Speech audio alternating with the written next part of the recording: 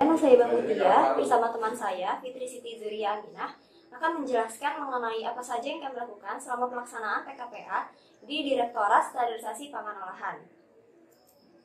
Sebelum masuk mengenai penjabaran kegiatan yang kami laksanakan, saya ingin menjabarkan terlebih dahulu secara umum mengenai Badan POM.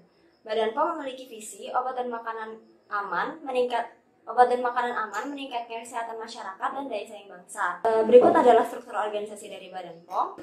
Berikut adalah struktur organisasi dari Direktorat Standarisasi Pangan.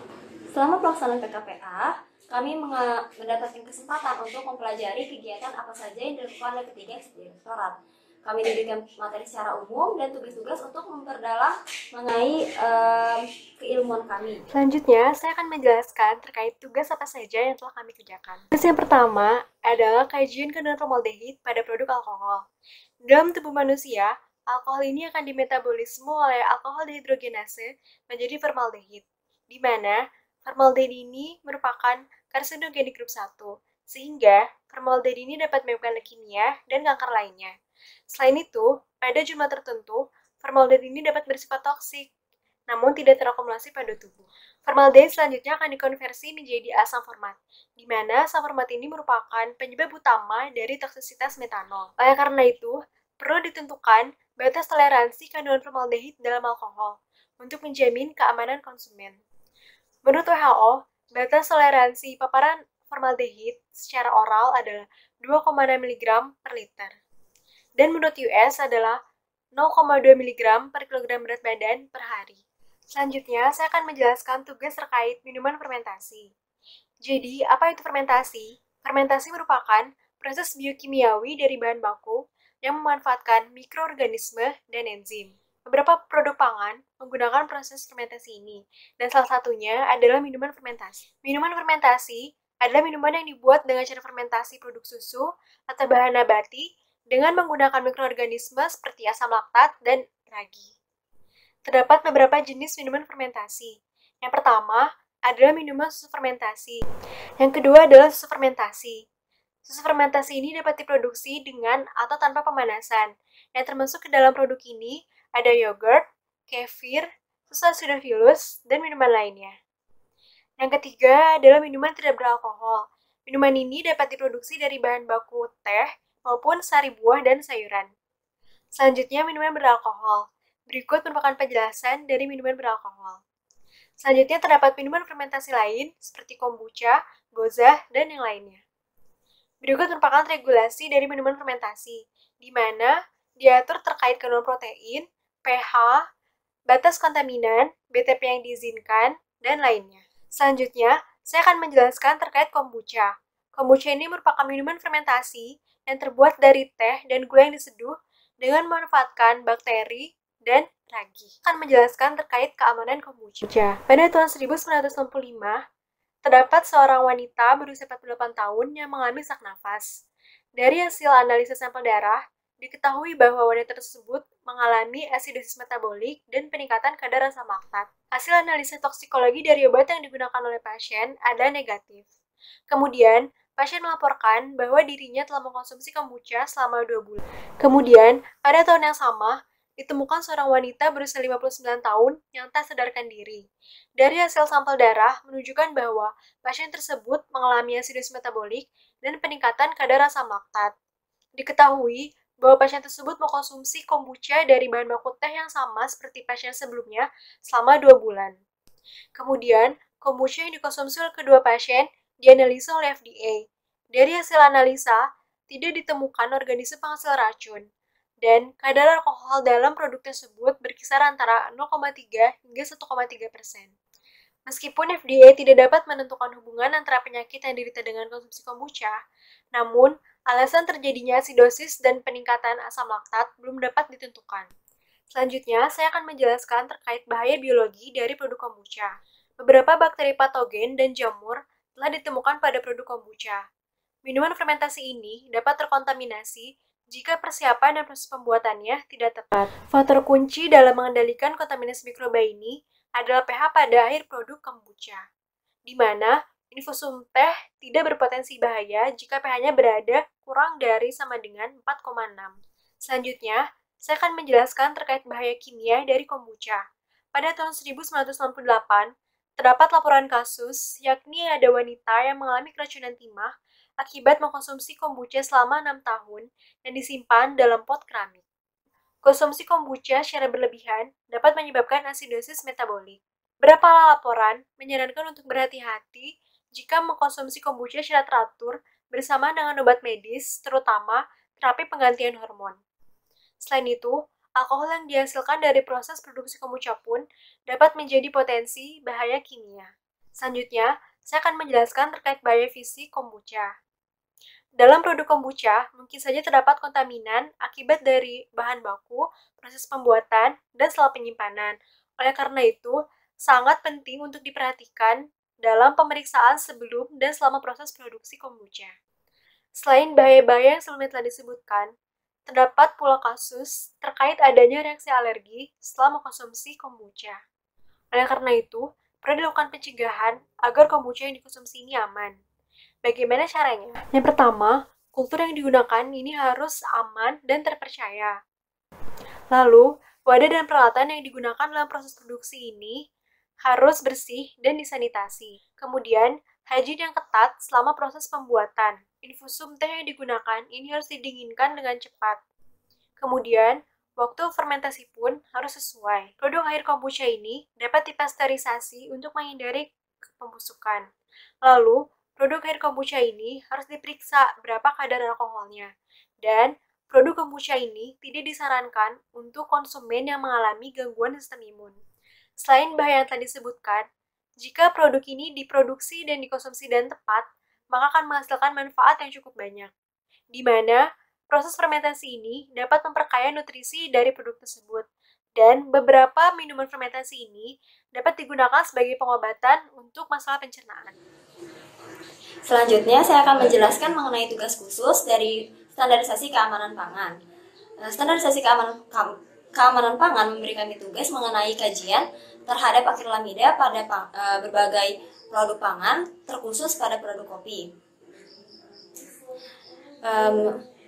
Saya menjelaskan mengenai akrilamida terlebih dahulu. Akrilamida merupakan senyawa yang terbentuk dari reaksi antara gula produksi seperti glukosa maupun fruktosa dengan senyawa asam amino bebas yang biasa terdapat di makanan seperti asparagin. Senyawa ini timbul pada proses pemasakan dengan suhu tinggi, biasanya di atas 120 derajat Celcius, dengan tingkat kelembaban yang rendah, sehingga proses pemasakan ini seperti digoreng, dibakar maupun dipanggang. Senyawa ini timbul dari reaksi miliar, yang mana reaksi miliar merupakan reaksi yang biasa berperan dalam pembentukan aroma, warna, maupun rasa dari suatu makanan. Makanan dan minuman olahan yang memiliki kadar akrilamida tinggi adalah yang bersumber dari kentang, serealia dan gandum maupun kopi. Sehingga kentang goreng, keripik kentang, kue, crackers, dan beragam produk kopi memiliki kandungan akrilamida yang cukup tinggi. Berikut adalah slide yang menunjukkan rangkuman kami terhadap sekian banyak penelitian yang mengkaji kadar akrilamida dalam pangan yang berada di pasaran. Dan studi-studi yang kami ambil merupakan studi yang bersumber dari beragam negara. Kenapa studi-studi ini sangat gencar meneliti mengenai kandungan akrilamida dalam makanan dan maupun minuman? Karena akrilamida ini memiliki potensi bahaya terhadap kesehatan manusia, yaitu bahaya neurotoksik, genotoksik, karsinogen, dan juga reproduksi. Bahaya neurotoksik ini dapat dibuktikan dari penelitian bahwa akrilamida mampu menginduksi degenerasi saraf-saraf otak hewan percobaan. Degenerasi ini dapat ditemukan di cerebral cortex, talamus, maupun hipokampus yang mana berperan dalam fungsi-fungsi kognitif seperti memori. Dan bahaya genotoksik dibuktikan dari adanya mutasi DNA pada berbagai studi in vitro maupun in vivo pada hewan percobaan, baik tikus, mencit, maupun hamster.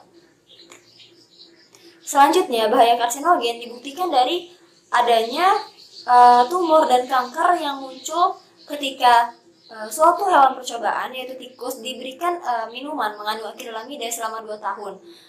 Tumor dan kanker muncul pada kelenjar mamanya dan tiroid. Dan juga bahaya reproduksi dapat diketahui dari adanya studi mengenai paparan tikus jantan terhadap 15 mg per kilogram berat badan per hari selama 5 hari maupun mencit yang terpapar 12 mg kilogram per berat badan per hari selama 4 minggu memiliki gangguan terhadap kesuburan, yaitu menurunnya jumlah sperma maupun motilitas dari sperma itu sendiri. Sehingga dari banyaknya kajian-kajian maupun studi-studi yang menunjukkan bahwa senyawa ini memiliki potensi karsinogenik, genotoksik, dan lain-lainnya pada hewan uji, maka dapat disimpulkan bahwa senyawa ini pun memiliki potensi hal tersebut pada manusia. Dan WHO pun sudah memperkirakan bahwa masyarakat mendapatkan paparan akrilamida sebesar 0,3 sampai 0,8 per kilogram berat badan per harinya. Sehingga lembaga penelitian maupun regulasi-regulasi dari berbagai negara, regulator dari berbagai negara terus terpacu untuk merumuskan atau menentukan batas wajar dari akrilamida di kandungan pangan. Seperti Lembaga Penelitian Center of Science in Public Interest telah membatasi kadar akrilamida pada kentang goreng sewajarnya adalah 0,007 mg. Dan juga Jerman dan Uni Eropa telah bersepakat untuk menerapkan konsep penurunan kadar akrilamida secara bertahap dengan menerapkan konsep ALARA, yaitu as low as reasonably achievable. Dan BVL lebih lanjut telah mengklasifikasikan kadar-kadar akrilamida menjadi minimum, medium, dan juga maksimum pada berbagai kategori pangan. Selanjutnya, Uni Eropa melalui EU Commission telah menentukan indicative value, yang mana ketika kadar akrilamida telah melewati indicative value, maka akan dilakukan penindakan lebih lanjut sesuai dengan FDA. Lebih spesifiknya lagi, terhadap produk kopi, kami telah mengkaji dan juga merangkumkan hasil studi-studi dari berbagai jurnal dalam tabel yang sudah kami tunjukkan kepada slide. Dapat dilihat bahwa banyak sekali studi-studi yang membahas mengenai kandungan akrilamida pada biji kopi, termasuk kopi Robusta asal Indonesia. Diketahui bahwa kopi Robusta asal Indonesia memiliki kadar akrilamida sebesar 1,74 mikrogram per 1 gelas kopi espresso atau 58 mikrogram per 1 liter. Yang mana nilai akrilamida ini ternyata berbeda antar spesies. Biji Robusta memiliki kadar akrilamida lebih tinggi dibanding dengan biji Arabica. Kandungan akrilamida pada biji kopi ternyata dipengaruhi oleh beragam faktor, yaitu jenis biji kopinya, kematangan biji kopi, kandungan gula dalam biji kopi, proses pensangraian dari biji kopi, juga warna gelap atau lebih mudanya dari kopi yang disangrai, juga waktu penyimpanan dari biji kopi tersebut. Berikut juga sudah kami tampilkan rangkuman dari korelasi antara beragam faktor dengan kandungan akrilamida pada suatu biji kopi.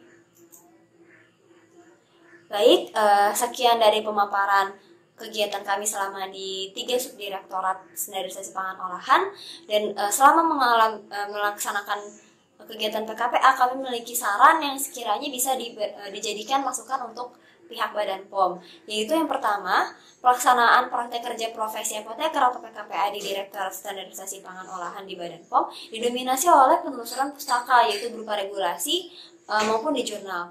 Diharapkan peserta PKPA juga diberikan kesempatan untuk mengikuti kegiatan sebagaimana standar tersebut, melakukan analisa maupun diskusi dengan berbagai pihak, sehingga peserta PKPA akan lebih memahami bagaimana suatu standar itu bisa ditetapkan.